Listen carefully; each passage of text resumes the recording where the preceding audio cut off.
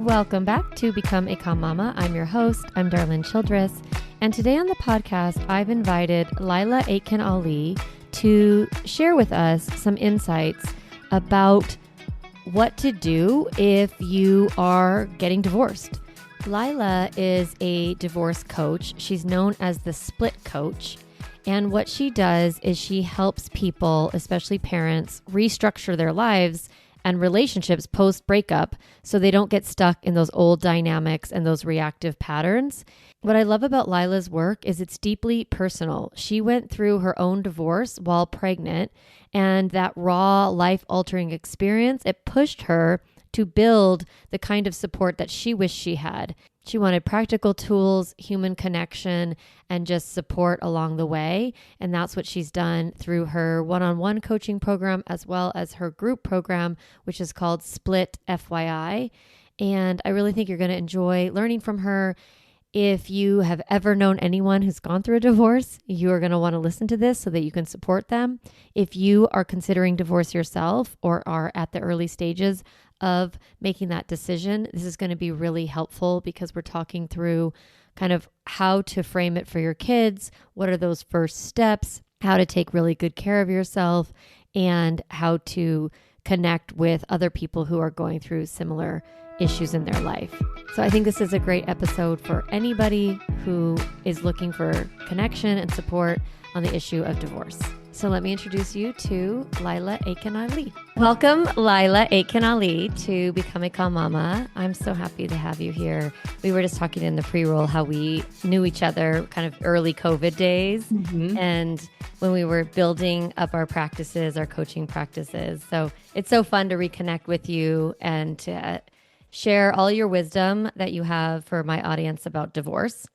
And I wanted to bring you on because I'm not divorced. I've coached a lot of people who are divorced and made a lot of, had a lot of discussions around co-parenting and boundaries and getting cleaner and cleaner in our own side of the street so that we know what we're doing. But I really was wanting to talk to you about kind of like the beginning because I've coached a few people recently who just decided or their partner told them that they were getting divorced and they are figuring out separation and, where do the kids go? I mean, it's like so overwhelming right at the beginning. And so I wanted you to say hi, welcome, and introduce yourself. And then that's kind of the content I want to talk about today. So welcome to the podcast. Well, first of all, thank you for having me, and it's so great to reconnect.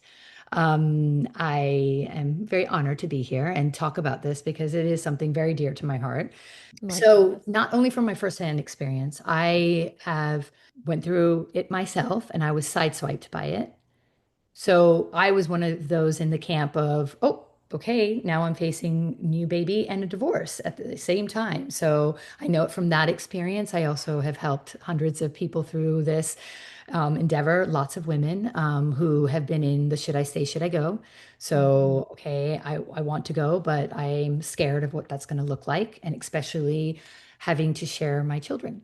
Very tough. So talk about like kind of anchoring us in so these two experiences of the beginning stages. So that side swipe, how would you describe that? You know, there's so many emotions in it. So there's this emotion of despair because you sit there and you think, oh my God, as a parent, how am I going to do this on my own? Number one. Right. So your partner comes and it's like, I'm leaving you Yeah. or something Yeah. like that. I'm Like leaving you you, or just it's getting over. information. Right. You're getting the information. And at that time, it's like you don't even register it and believe it because it's not what you signed up for. Right. Yeah. It's not your choice. That wasn't what you were expecting. Maybe you were unhappy. Who knows? But Right. you weren't like actively thinking, I'm leaving No. or this isn't going right. And it's just the other person's like, I don't want to be married to you anymore. Right. And you would never have thought in a million years, especially as a female who's having a baby or had a baby, and never in a million years did you sign up to do that on your own unless you actively chose to do that, right? So you're doing this in partnership because you know it takes a lot and it takes a lot out of us, especially as moms, hormonally, physically, mentally, the whole shebang. And then you've got this all of a sudden this daunting feeling of like, wait a minute, am I on my own in all of this? Yeah. And so there is a disbelief. that kicks Mhm. in too, because they think you think at the second, no, this can't be right. This is not what's going to really happen. There is a way out of this. I am sure we can work on it. And you're in for me, and I can speak from my firsthand experience and a lot of people that I've supported through this, is that they have this, and I had this idea that, oh, we can make this work no matter what. We can do this, right? So there's still that kind of adrenaline resilience kicks in and goes, no, no, no, we'll make this work. We'll make this work and we make it better, negating the fact that somebody, your partner, has decided to leave you. Yeah, right. And it's Hmm. like, no, no, Well, no. and in some marriages, it does work. It is that where someone's like, I'm unhappy, I'm thinking about leaving, or I'm leaving, and then there's some room for a conversation. Who knows where it'll go? But Absolutely. there is times when you have lost your agency in the process. Yes, And yeah, you're gonna go through absolute disbelief and shock and all of those things. And exactly. I'm curious, and you're like, I would imagine, like me, because I was not a call mama, then I became Mhm. one. So I made a lot of mistakes and showed up ways that I didn't love. And now I can coach people towards best practices. And I wonder for you, not necessarily to go through your mistakes you make, but like what is the best thing to do to protect yourself in those early stages? I guess I'm so curious about it because it's come up a little bit in my practice recently where people either are be told they're told I'm leaving you and it's Mhm. over, or they've come to that realization of like I'm done, or something has happened where they can no longer stay. It's just so clear. And Right. what is the Yeah. like what are you supposed to do right away? I mean, I'm just so curious. Financially, emotionally, child rearing, like I think it's so daunting and you're stressed, you're overwhelmed, you're not thinking clearly. Like you talk a lot in your on your resources about a roadmap. And I'm just so curious, like, what is that roadmap? So there is not one size fits all Oh, roadmap. darn. I know, and I wish there was, but you can put it this way. You have to think about all things in all aspects, right? But you can't think about them at all at once. And that's the hardest bit for any human being to not do, right? Because it's our like propensity it is to go down a downward spiral and take it all on and thinking that that's going to help. And so it's like having the way for all to say, right, I can only think about one thing at a time, and the most important thing is your well-being. And I know it sounds ridiculous because you're like, Mhm. no, but I have to think about my kids. I have to think about this, the finances, I have to think about money. I have to think about where we're all going to money, live. I have to like get, yeah, you want to all of it. start to do the practical Right. stuff. But the practical stuff is not, you're not able, like you said, you're in fight or flight, or amygdala brain is like off the charts. And there's no way that you're able to do the practical stuff when your mindset is into that. And a lot of times we personalize everything, right? So even if you're the one who wants to leave, there's a lot of things that you're hard on yourself. Like Mm. you're already having this mental, chat with yourself of like, well, I'm failing at this and I can't make this work, or this is this. And sometimes you'll blame the other person for sure, but at the same time, you still feel shitty about it. It doesn't really matter. Mhm. Sorry if I cussed on this, but Oh, we can cuss on here. okay, Mhm. good. So yeah, you still feel crappy about it. You still feel Mhm. like you're Well, failing. it's like a failure. I think it feels like you have failed because we don't set out to get divorced. No, Typically, you no, don't start a marriage by thinking how it's going to end. Like never, that's not, never, I mean, if never. you're in that space, it might be a clue to maybe not continue to get married to this person, right? So most of us intend to stay married and we want to work at it. We're committed and all of these things. And then, you know, you have this thing that you wanted to do that you didn't do. It just, Right. whether it's a failure or not, it's just this thing that you wanted to do that you didn't do. You didn't Right, stay married. and it's the idea of it. So, it's like I'm not much of a planner. I'm more impulsive as a person, but no matter what, even if you're impulsive, you get married, you have plans. You have these sort of plans by and large, having children or one of them maybe, buying a house or, traveling, or where are we going to allocate some of the money or resources? You think about these little things, you have these chats, and you're starting to like, oh, where are we going for Christmas? I mean, even little things like that. It's like, whose parents are we going to spend time with? Da da da. Like all these things that you start And those are all part of our world and ingrained in our like our well-being of every day. This is how we live our lives, and it's our known. And so all of a sudden that known is being taken from us, or even if we're letting it go, it's changing. It's an And, end of something for sure. and it's There's the end of always going to be grief. I often think about grief like we care a lot about how someone died, but really we just are sad that they died. And yeah, we make it mean a lot about how and the process. And I think it's similar with divorce. It's like yes. you are actually grieving the end of your marriage, whether it ended on your terms, not on your terms, with your, with this beautiful, conscious uncoupling concept or Right. whatever.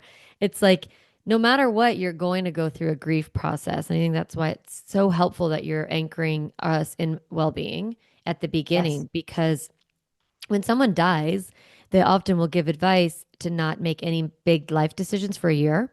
Hmm. I kind of like go through every holiday, go through every birthday, go through everything before you decide I'm selling the house, I'm moving, I'm done, whatever. Right. And you can't do that with divorce, obviously, because Mhm. you do have to take some actions, but just giving yourself a beat. Like, I don't have Giving to yourself a figure break. it all out right now. Yeah, and giving yourself a lot of grace around it too, because I think a lot of people are really hard on themselves, especially females, are really Yeah. good at it, really good at being hard on themselves, for not having everything together and understanding and knowing what to do. And it's no one does. Yeah. Even I could write 100 books about this, and it's still like you can read it and you'll still not know what to do because Mm. everybody's story and everybody's feelings and everybody's life is so different, right? And yes, there's an overarching theme in a lot of it for sure. You know, the feelings, what you go through, the co-parenting, the kids. There is, but everybody's unique and how they handle it, and children are different, circumstances are different. So, giving yourself that beat and giving yourself that grace to know that you don't have to have it all together, and it's okay, and taking one step at a time. And now if you want to start with the easiest thing to consider, whatever that may be, do that, because that actually gives you some momentum. And I always say it, don't go for the jugular, don't go for the hardest thing on that list, which is usually the finances and the co-parenting, right? You're like looking at that and you're like, whoa, like that is overwhelming, because both cases, there's a lot of sacrifice in it. There's a lot of giving up. There's a lot of change in all of both of those things. So what is the thing, the low hanging fruit that you can go for that gives you a little bit of a kickstart and a momentum that isn't so overwhelming and daunting, right? And it could just be one little logistic. It could just be a boundary with self. It could just mean, hey, I know that I'm divorcing, or this is happening with somebody who operates in this way, and it's never worked for with us in our marriage. So I'm going to change the way that I communicate, or I'm going to change the way this is going to happen. So let's say, for example, I've had people come to me and they're like, oh my God, he calls all the time and I just feel like I have to pick up. And if I don't pick up, they're going to get mad. It's like, wait, so you're doing it for them. Now, what do you feel like doing? Oh, I feel like never picking up. Okay, well, you do know that if you don't want to pick up, then you're going to have to actually communicate that, so that if God forbid anything is like urgent or whatever, that you stipulate the fact that, hey, I'm not going to be reachable by phone on a phone call, but feel free to text me and I'll get back to you within 24 hours if it's not an emergency. Now, that's a simple just way of stipulating something that's like a parameter that you can go, okay, I can live with that, because it's something that's not so daunting. It's not like, oh my God, I've got to figure out my finances. I've got Yeah. to, for the rest of like 10 years, or I've got to figure out like, am I keeping the home or not? Whoa, don't go right to that right away. Like just take a second. And remember, divorce is as fast as the slowest person.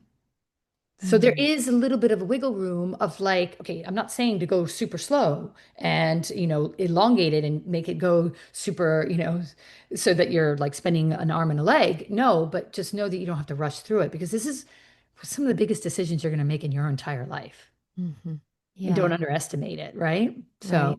I love that. And I think, I mean, just that's like clear boundary. That's boundary work, right? Just we often find ourselves in situations where we're really angry about someone else's behavior. And mhm, then we feel as if we need to do whatever they're asking. Like it's very people pleasy. And like you said, Yes. doing it for the other person. But then we oftentimes just build resentment without communicating our actual boundary. It's like, I know Yeah. what I don't want. What do I want? And like in Right. my work around limit setting, instead of telling the child to stop doing something, we say, you can do, have this, whatever, you can be at the dinner table as long as you're not spitting food on the table. Right. Right. So then we're telling them what we want and the conditions. And it's like setting that boundary. I'm happy to read books to you as long as you're not, poking me in the eye.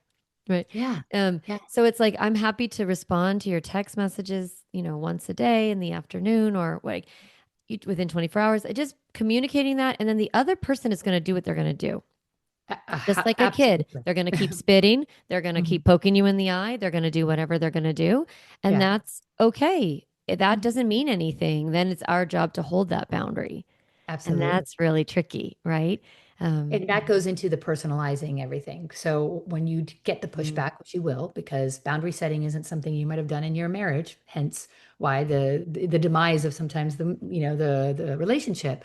However, if you do start it, there's only so much resistance that you're going to get because eventually it's going to fold. Because if you keep up with it and that's the way that you're operating, then they're going to have to kind of match you in some way, shape, or form. And they can yeah. say, call you all It, the names they want, but it mhm. doesn't matter because you don't have to personalize it because you know it's their pain, their anger, their frustration. It's not Yes. on you. Yes. They're not. It's like we feel as if we need to keep telling the person the boundary without actually holding it. Like we're mad Right? at them for not keeping our limit. And it's Exactly. like, well, no, no, that's not their job. My job is to do what I said I was going to do, which is only respond every 24 hours. And Hmm. yeah, in parenting, in any relationship, when I'm clear about my boundary and I hold it, the other person realizes how they need to relate with me. Even a little kid, how I get to sit at this table requires this behavior. It might Exactly. take 10 times. I don't know. Totally. I want books, so I'm going to stop poking my mom in the face, right? Yeah. Um, it's like, I want to talk to this person. The ex has an interest, self interest in getting you to communicate. So they're going to eventually be like, I guess this is how it works now. Like people do respect boundaries when they're very clear, but when we get messy and start being angry with the other Yes. person and then criticizing them for not respecting our boundary, all of a sudden we're not keeping our own boundary. Well, then we're in that toxicity, like that whole dynamic, like Yeah. that toxic dynamic that we were in marriage, and then it just replicates. And it's funny because someone had said to me the other day, they're like, well, then if we're doing all this work while we're not married, then what's the point? Because then we could have just stayed married. I said, no, because it's not about having expectations that the other person is going to meet you in Mhm. this way, right? It's just you doing you. That's Yeah. it. You leading by the way that you want to lead and that you feel good with how you've set your boundaries. You know that it's not going to penetrate. You know that anything that they say is really a reflection of themselves. You've got all these things that are the things that actually derail you. So if like you were to ask me, where do you start? It's like, well, you can't start when you're in this influx of like, maybe they've been calling you names. Maybe they've been saying all this stuff. Maybe you're second guessing yourself because actually you think that there's truth to it. Because I hear that all the time, right? You hear something enough, then you start believing it.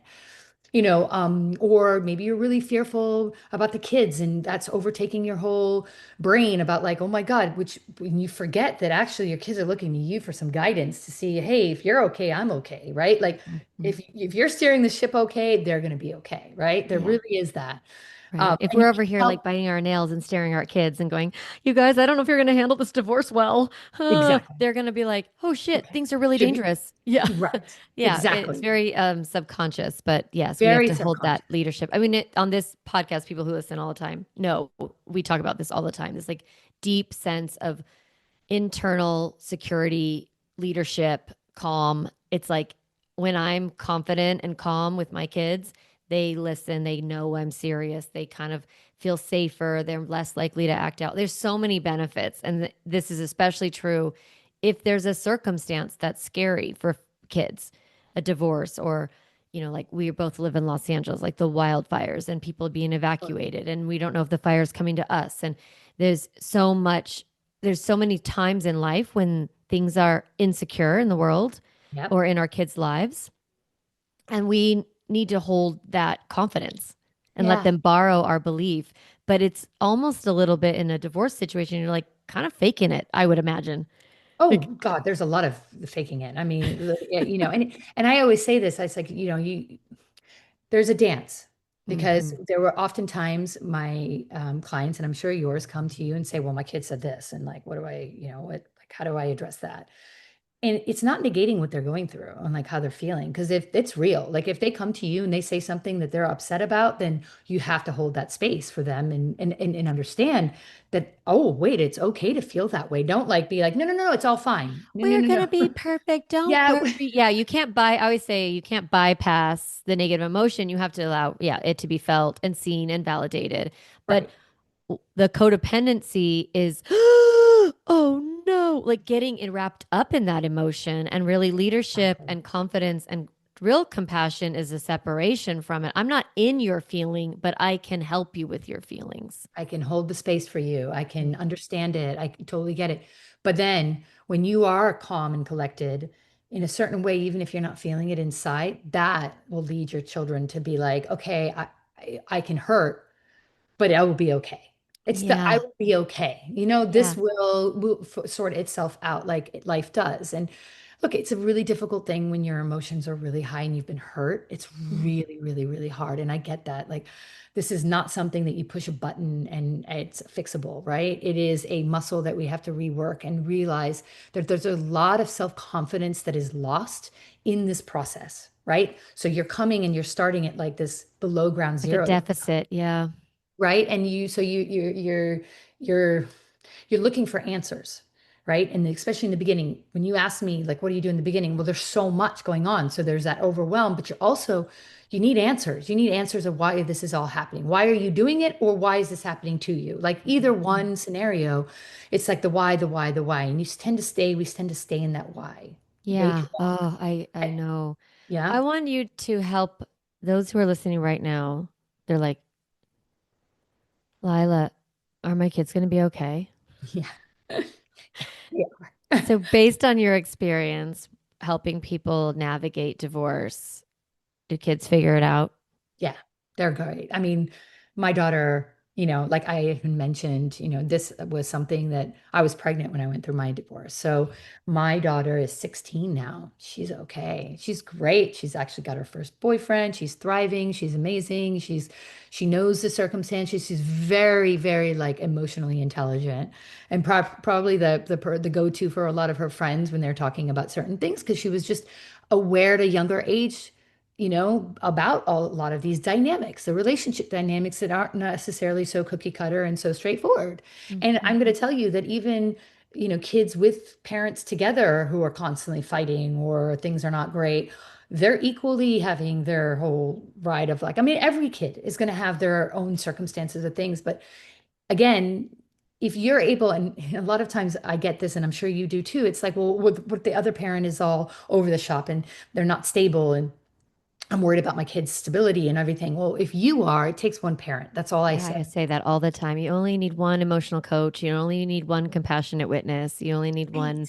person who walks you through it. Because it's like, how many people do you need to teach you how to read?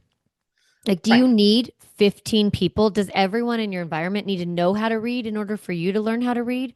You only need Right. one person. And Right. emotional intelligence is emotional literacy. You learn it, then you have it. And You so have if it. you teach your kids it, it's okay. Maybe their other parent doesn't have emotional literacy. That Right. doesn't impact their ability to learn it. Right. Yeah. And they're going to learn it even more so based on the way that you provide that space for them to grow into that. And hmm call yourself out when you're, like this is where I say the grace comes in. Like I didn't, like you were talking about earlier, it's like, you know, we made our mistakes. I mean, I made my mistakes. I tell my clients, I'm like, you are very lucky because I am telling you the things that I did. Like I'm leading by that. It's like I wasn't this type of parent where I'm giving you all this great, amazing advice because I didn't have the way for all. I didn't think about that. And it's only later and afterwards. So be okay that if you don't. able to come to the table that way because you're just emotionally distraught or you're hurting or you're whatever, it's okay. As long as you address it and your kids know that you're human. So, and as long as you don't give them the opportunity to personalize it themselves. Because Hmm. where it becomes an issue, just like for you, if you're personalizing the experience you're having with your ex or soon to be ex, whatever, then that makes it that much harder because you can't get out of it because now it becomes a you thing.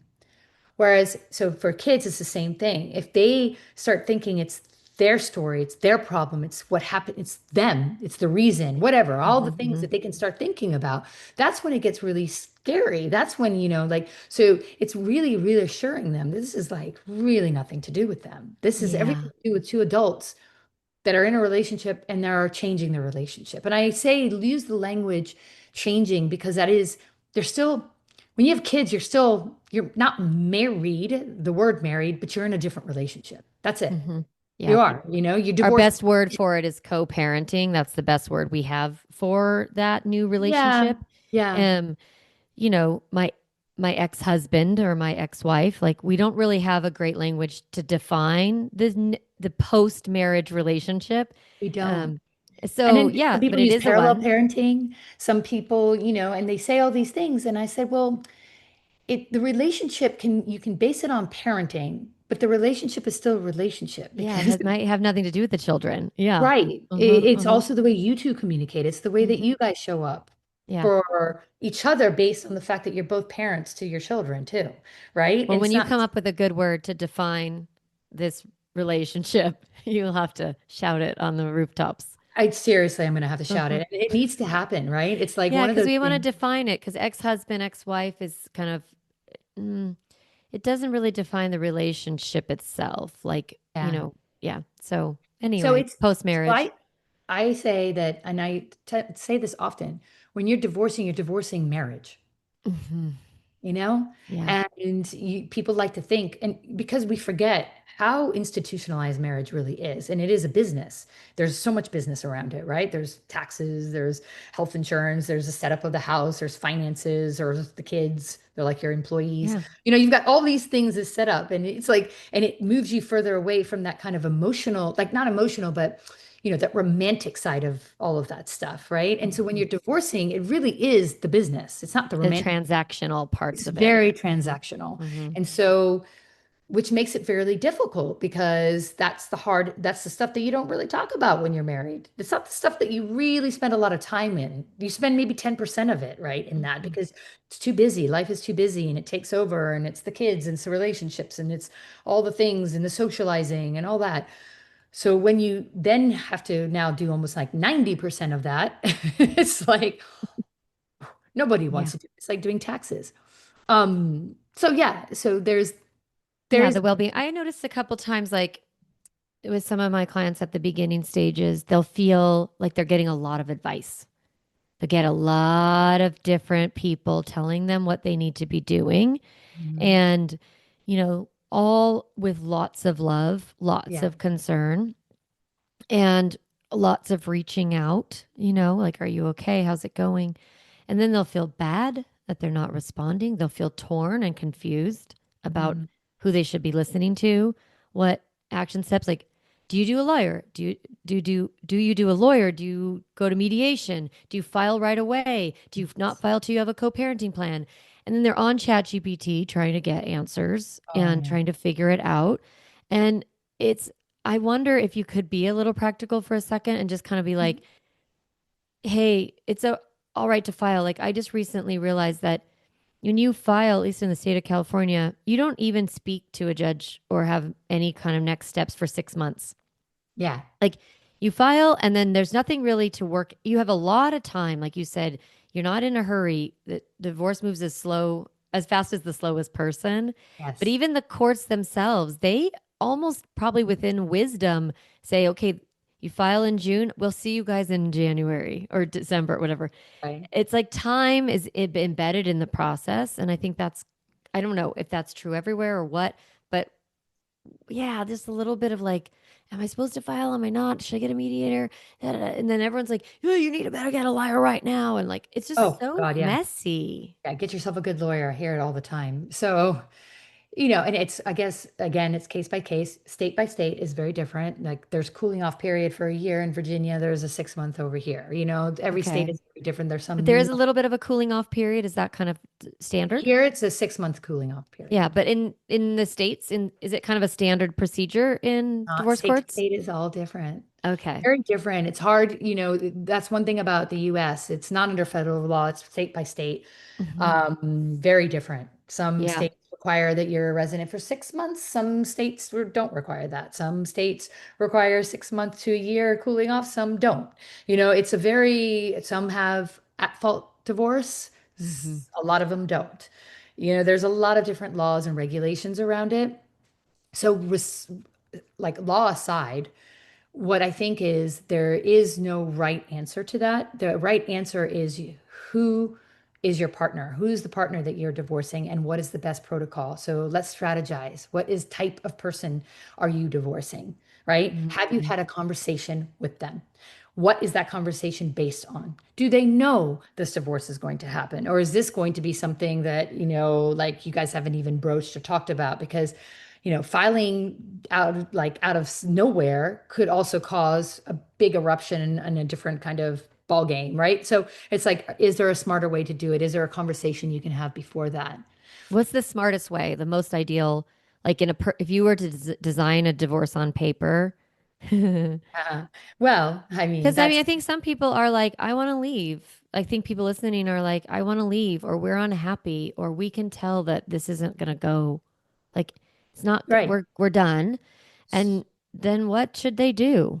So if they're two people, okay, so let's Hmm. start off. The ideal situation would be two people recognizing that they're not good for each other at this moment. They Hmm. were, they were, they created a family, amazing. Kudos to them. They've done the best. They've tried the best. They just know that they're probably better off not being together. Hmm. Oh, like two people who That's are perfect. that's a perfect. And I actually have had a client like that. That's two clients because I had both the husband and wife come to me, and I was like, "Whoa, this is the best Yeah, scenario." and they're both getting coached and they're both They're getting, both doing it. They're both yeah, like, amicable. They're oh, like, I love it. So they, it is what possible. It can be possible. they well, and it's interesting because they called it. They say that they've just got, their soul contract has just continued in a different way. It's Mm. just they changed their soul contract, Hmm. and so they have a different view. They've got two little kids. They knew that they had to, buck up and be like, okay, this is how it's going to be. Now, it's not like that all the time because So they're usually one person's leaving and one person's hurt. right. And so Hmm. in that case, or one person, and maybe they both recognize it's over, but there's resistance. And so Yeah. when there's resistance, it's like, okay, how can we communicate the best way forward? And I always say this, it's like I never think you should look at divorce as the end. Okay? So if you can talk to each other in a way that says, I know that I need to divorce marriage because the marriage and institution of marriage is not working at this moment. However, it doesn't, who knows where we're going to go, but we need to alleviate the stress of this like hot-headed, um, I want to say there's a lot of pressure because there is in the institution of marriage in itself, like that we have to do this together, we have to do this, we have to build that, we have to go in the same direction. One person has to compromise their career, one person has to do this, like who, and people lose themselves. Often women, I find, are the ones who are Hmm. usually calling it. Actually, it's like what's the percentage? It changes a bit. It's between 67 to 72% women call divorce. It's Oh, high. wow. Oh yeah. Interesting. I didn't know It's that. Yeah. more women. And why? And I say this is because they go, and then they're like, we don't know who we are anymore. We've just like compromised our whole like soul. We don't even know, and we need to find that again. We're done. Like they literally have to leave because they don't know who they are anymore, right? Yeah. And So they say, so I'm leaving, and probably the ego immediately gets involved. And all of a exactly. sudden, we're in a battle. And you're in a Um, battle. yeah. And it is having this kind of take on if we could look at divorce as more of something that we're changing a contract. We're literally changing the way that our relationship contract is, right? We still have responsibilities, kids. We still have a financial responsibility because at the end, it's for the kids. So no matter what, whether I'm living on that and you're living on that right now, it doesn't really matter. It all goes in the end to the same pot. So let's talk this through. Let's figure it out that how can we shapeshift this kind of relationship so that it's healthy for all of us and who knows where it's going to go. I'm not saying that we can work on it right now. I'm just, it's like let's have this conversation first. Now let's do it as amicable as possible so we're also not spending so much money to the From court the system pot. Yeah, and from the pot. Yeah. Right. from the pot. It's one pot and we're going to spend it fighting each other. Like it's not. Yeah. So I think that's really good kind of strategy to attempt to Yes. present it as neutrally as possible without coming to, I'm leaving you because of the 15 things that you did that were shitty. And like all of a sudden it becomes a whole, you did, Right. no, I didn't. It's like, that conversation you probably had it a lot of times. Then this this conversation is about this. I'm changing the relationship. I'm changing the nature of our I'm changing contract. it. Yeah. I'm changing it. Like, Hmm. and I say this because it takes two always to tango. I'm Yeah. sorry. It just does. Yes, maybe the percentage is a little bit different. It's not always 50-50. Maybe the pendulum swings a little bit higher in another way, but at the same time, you could be enabling it. You could have been, privy to it and not did anything. Like there's so many different things that you've got to take ownership of the dynamic that you've presented into this, right? And so by virtue of doing that, that's where when you say change the relationship, then you're taking ownership again of going, hey, I can change my part. And this is the thing I can do to do this, Yeah. right?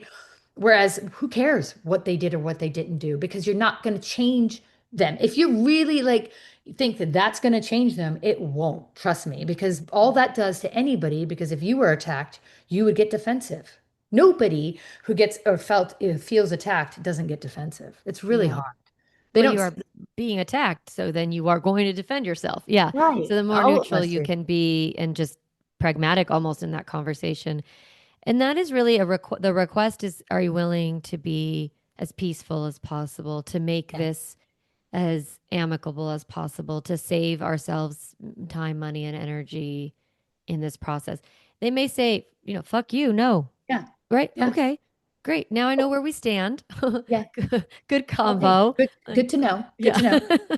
And I also think, and this is another thing I always say, one of the things that helps kind of put the other person at ease a little bit, and again, it really depends on what type of person you're up against. So let's just face it, there's all types, right?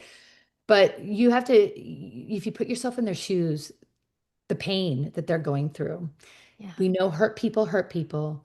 You know that the pain is real. Like I know that having to think that your kids are going to potentially pass time with some other person, another mother or another father. I mean, can you Or imagine? just with the co-parent that you don't respect. Right. I mean, it could just be, I don't respect the way that they are when they're in charge of my children. Exactly. And they, feels very scared. They let them eat shit. They let them watch TV. They don't Oh, care about bedtime. right. They don't care if they take a bath. Like we have expectations and standards, and then maybe the other parent has different standards and expectations, and it can feel, yeah, very. We can get all caught up in our head about what our kids' experience is going to be like, and it hasn't even happened yet. Right. The separation's not even. No one's even had the chance to parent yet Parent, yeah, outside of it's that. the anxiety of it all that really creates a narrative and a story that, by the way, that energy is detrimental to the whole divorce process because already you, by thinking about it, it's in that kind of that vortex between you two, and they're going to feel it no matter what. Most, and I hate to generalize because I know not all relationships are between man and female, right? But Yeah. let's take because there are a lot of female ones I have helped. Less Mm-hmm. so men and men I haven't, but I can't speak from experience with that. But I will say there's always this dynamic where someone doesn't feel as adequate as the other one in the parenting role. Yeah. Usually, it's very rare that I would find that both parties feel very adequate and they're like, yes, we know everything that our kids are doing. We've got this. It's usually there's always a little bit of a, right? Mm-hmm.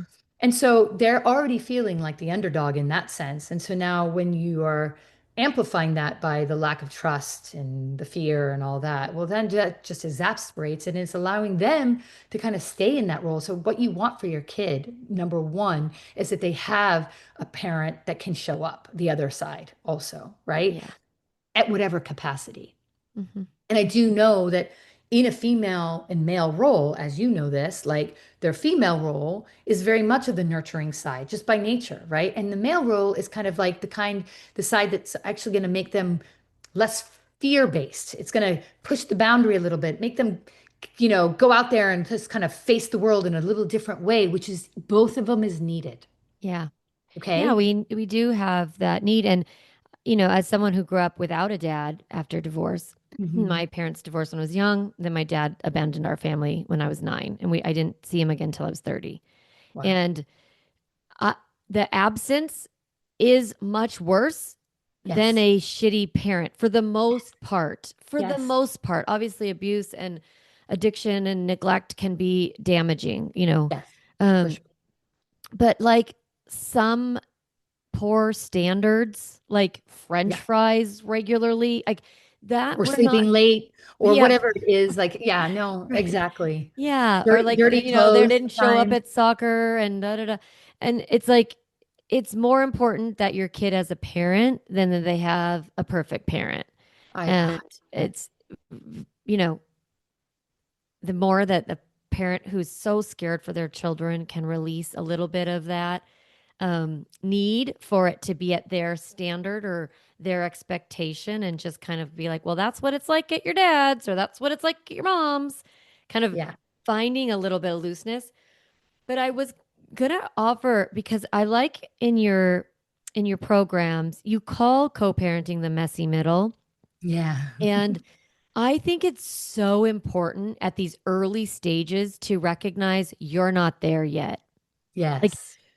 you're not at the stage of figuring out like how it's gonna work. Even Yeah. agreements around 50-50, weekends on and off. Like I Yeah. know we kind of need a parenting plan on some level, but like the triage stage, the first 2 months, 3 months, there's whatever you do right now isn't necessarily what it will look like. Absolutely. That changes Yeah. a lot, especially depending on the age of your children. But, Yeah. the one thing, look, obviously finance is pretty set in stone by and large, Yeah. that can change with, there's, I guess, alimony can change sometimes and other things can change a bit, but really it's statutory. It's a finance game, right? When it comes to children, I mean, that's an ever evolving thing. And it's like, their needs change. You go with the punches, you go with the flow, you go with whatever. Then all of a sudden they want to take up soccer and you're a soccer mom. And, then all of a sudden they don't want soccer and they want this and you're doing something else. And, you're going with all these flows or, hey, it's time to apply for colleges and oh my God, that's a whole nother rigmarole. Or hey, I want to spend time with my friends, not Right. necessarily my parents. And how do you approach that, right? And so the only thing that actually gets you through all of those things is learning how to communicate in an effective way. I didn't say Hmm. amicable all the time because not always possible. And I get that. Like, there's so many people who are like, oh, it'll never happen. I was like, no, it might not be amicable, but it will be effective because Hmm. you can't not do that. There is, there's this thing that everyone's like, well, the law doesn't help you at all. And I say, no, it's there. It is there to help you in a certain degree. It's flawed, 100%. It's not to be relied on. It would be like your last resort. It's not something that you're like, I'll just let the law decide. However, it's there, it's a backup. And your job is to actually have a clean on your side, like you said. It's like your side is clean. Your side is communicative. Your side is, setting the boundaries. Your side is doing the right thing for your kid. That's it. It's like kid first and foremost, right? And that Yeah. might look like sometimes what's better for you in that case, right? When your kids are really little and they're reliant on you to be able to show up to do this and da da, then yeah, maybe sometimes it's going, hey, wait a minute, that doesn't work for me, Hmm. Hmm. right? So it really, it's kind of just being having a discernment around these kind of things, and really, it boils down to communication. That's it. Yeah. It Which really is does. so hard because typically a marriage will end because of lack of communication. Absolutely. So you're like Absolutely. trying to build a new type of interaction and a new way of communicating with someone that it wasn't working before. Right. So you But that's really why do have to change the right, way that you're doing it. And that right. requires, I think, support, coaching. I think Oh, your program that you've built is so amazing because it does support people at these beginning stages, middle stages, kind of, wherever they are. And so I'd love for you to share about how you support people and like yeah. what it looks like. Yeah, I mean, I think that again, I have been a divorce coach. I was an ex-mediator. I became a mediator while I was going through my own divorce, actually, to help my own self out on how to negotiate and deal with somebody who's quite difficult. And I also didn't want to keep handing all my money to a lawyer. Yeah. So by virtue of doing that, I ended up being somebody who mentored a lot of people through divorce and helping them. And I found that giving me the most joy because I realized that really helping at an individual level is really where it counts because you can't, like, as a mediator, I have two people sitting in the room. By and large, both of them don't even want to mediate, or one of them really doesn't want to. And you need two people to come to the table, right? And really want to work through things. But if you can change the dynamic with one person and help them, have the kind of strategy that gets them to the next level of really understanding what to do next or how to go about it and all those things and what's best for the kids, then that is a great outcome. So I started coaching. And so I coach people through every stage, whether it's I'm thinking about it, oh my God, I've just been served, like you said, or I'm in the thick of it and I can't breathe. I don't know what to do and I can't keep spending all this money with my lawyers. So I coach one-on-one, just like you. And I also have these programs. I started Split.fyi, which is a community-based support portal where we meet weekly, sometimes anywhere from 2 to 4, 5 times a week. Quite a Wow. bit. Yeah, Yeah, frequent. quite a bit of support. And you're, mentored by a certified divorce financial analyst, who's my business partner, Heather, and myself, who's a divorce coach, and another coach who is most post-divorce, a little bit different. She's in that kind of other, now what? What Yeah, next? like what do I do? Do I start dating? Is it possible? Like, Yes. how do I make more money or like whatever? Yeah. What's Exactly, all next? that Yeah. career and dating and all that. So we're, mentoring through these, I guess, meetups, you'll call them, right? But they're really coaching, like group coaching mostly. And some of them are also, I'm teaching certain modalities in it and so forth. And so that's a great way to have access to some professionals but not just having access to, but actually like gaining insight with other people who are going through it, Yeah. I think that's right? so amazing because it feels really lonely. A lot of times you're in a group of friends and you are going through a divorce, and most of your friends aren't at that time. Exactly. Maybe they will a year from now or 5 years from now, right? Like, many friend groups do kind of end up with quite a few people are divorced, but it Right. happens slowly over time. Right. And so when you're in it, you either have people who don't get it or people who are like, yeah, oh yeah, Yeah. they're total dicks, right? Or whatever. Like Right. it's Yeah. not, you kind of need your little group. It's like having a mommy group, like when you have a baby. Well, yeah, but they Uh-huh. also think, by the way, there's another aspect of it. They think it's contagious. So often you'll find Oh, yourself that your friends are like spending less time with you because they're worried about their own marriage, right? it's funny. So Is it contagious?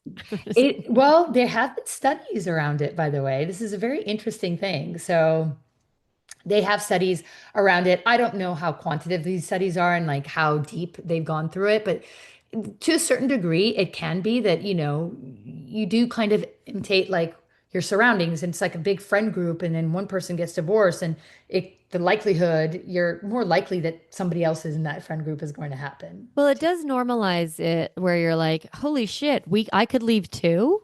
Yeah, Like, totally. I mean, because there's so much fear and anxiety, and someone's like, you know what? I'm doing it. It's like Right. the kid who's like, I am gonna jump, it's fine. Or like, Yeah. let's just do it, and it's not like a reckless. divorce is not reckless. I'm not suggesting that, but it kind of is like, oh, wait, that's possible. I know. Yeah, yeah. I know. But So for a lot of us, if I haven't been in divorce, but I've thought about it. We've been in, I've been married 28 years, and I think marriages are fascinating. A long yes. marriage is many marriages. I feel like I've had four marriages Yeah. in the 28 years. I've been married to four different people. He has Yeah. two, Yeah. and we keep figuring it out how to find our way to the next version of us Yes. and stay somehow together. But it's really complicated. It's very painful when your Yeah. marriage is falling apart. And I do 100%. understand that And feeling. nobody wants it, right? And like you said before, you didn't sign up for this to end it in this way. And the grieving is a lot about the end of the marriage, not the person. Yeah. For me, it was very much that. It was very much like, whoa, whoa, this isn't what I actually wanted. I didn't, this is, I'm grieving more of that, the story that could have been, and not the person. Because the person, he showed his true colors. And then, it's a lot easier to get over somebody who's really shown who they are, right? Mhm. And then move on from that. But it's the story. It's the story. It's the idea. It's the romantic idea of like what was meant to be and how it was. And again, even for your kids, you're like, Mhm. it's Right. a lot Now we have easier. two homes. And Yeah, then, a lot of parents will feel just deep, deep grief for their children, that their yeah, children now have a split home, like they have two yeah, parents that don't live together. And it is sad, and it's very easy to normalize that. It's yeah, not that complicated for children to figure out how to be in that yes, environment. They are really exactly. resilient. They can't, if we just like, yep, it's not great. I know you don't love it. It's going to be okay. You're going to figure it out. And Yeah, holding space for a hopeful future. absolutely. And also remember, and like we said before, they know you're okay, they're going to be okay. Yeah, it's You so know, true. there's so much of that. I mean, we all Yeah. feel that way. Even now, like when we get older parents, I'm like, okay, if I know my mom's okay, I feel okay. Like, you know what I mean? In Hmm. anything. And so yeah, it's just remembering that, I guess. Yeah. I always say the three things our kids want to hear from us: I love you, I'm proud of you, and you're going to be okay. Yeah. Those are Yeah. the core things our kids need to hear. And when you're in a divorce situation or you're separating, I love you and you're going to be okay. Yeah. It's hard. And And also I'm going to be okay. yes, yes, for sure. I love So me. I'm proud of me, and I'm going to be okay. I'm going to be okay. Yeah. Normalize the fact that you can give yourself credit. Mhm. So one of the things that I'm really, really like a stickler on is when I am working with people, and I'm sure you see this a lot, it's, oh God, I mean, you working with parents is like, please, we're so hard on ourselves. It's like everything is our fault, and we're never good enough and we're so hard on ourselves. And so then amplify that by also going through a divorce. And it's like, oh my God, I mean, the guilt and all of that. So it's really recognizing what you're good at and amplifying that and saying like, hey, I'm really proud of how I handled that situation and letting your kids know that, Yeah. you Yeah. know? That I'm this Like, is actually a demonstration of strength, not failure. yes, Yeah, yes, this is a demonstration of your mom, figuring it out and taking care of herself and yeah.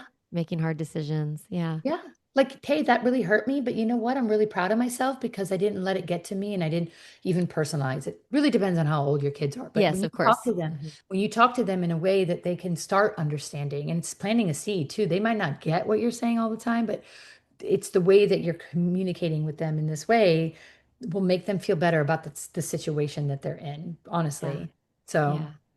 Oh, well, thank you so much for being on the oh, podcast, because thank you for having me. I know that parents listening, moms listening, they're like, I want to leave, and I think I should, or holy shit, I think he might or she might leave Right. me, Mm, and feeling that scared feeling. Some people are listening and they're like, yep, that was yep, I went through that. Yep. And like they yes. can come on the other side of that. Hmm. So it's so good to have these conversations, and then, yeah, Yes. to introduce my audience to your world. And if anyone is struggling with this, separation, divorce, not knowing what to do, please reach out to Lila. And the best Yes. place is your Instagram, it seems like. Well, Instagram, I'm at the Split Coach or Split.fyi, which is Mhm. my company. And then there, and you can check out the website, splitfyi.com. Yeah, yeah. So please follow Lila and get connected with her. And yeah, if you want regular parenting support, connect with me. Of So course. yeah, I know. thanks so much, hon. Thank you. Thank you so much for having me.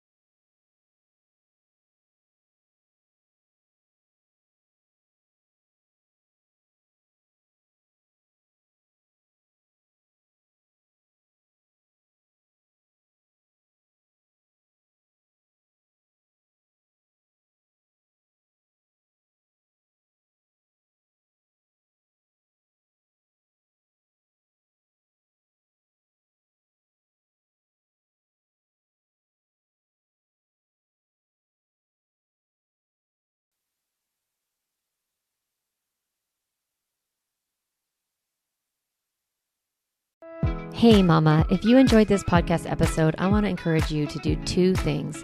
The first is go to my website, calmmamacoaching.com, and get a copy of the Stop Yelling cheat sheet. You'll get a step-by-step breakdown of the most important tool I teach, which is the pause break. And you'll also get 40 ideas to reset your body and balance your nervous system so you don't have to yell at your kids. You can get a copy of that, again, at my website, calmmamacoaching.com/stop yelling.